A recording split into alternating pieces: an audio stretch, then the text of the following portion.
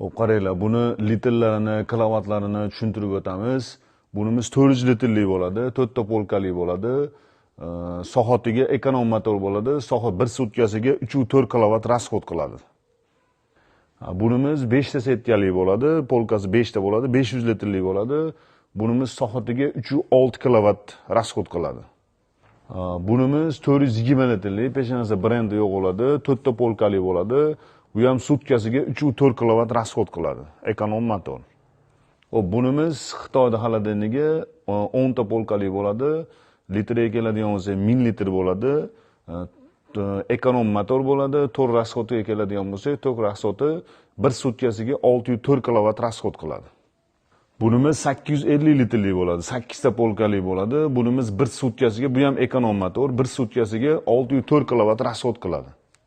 Bunimiz ham sut mahsulotlarida xolodilnigi 2 metrlik ekonom motor, pastda xolodilnigi bor. Tok rasxodiga keladigan bo'lsa, 1 sutkasiga 604 kilovat rasxod qiladi bu ham. Ko'rsatgan xolodilniklarimiz barcha respublika bo'yicha dastlabki xizmatlarimiz bor. Keyin ko'pchilik so'rayapti, barcha respublika bo'yicha nasiya savdoga ham beramiz. Pastda nomerlarni qoldiramiz. Kimga kerak bo'lsa aloqaga chiqa olasizlar.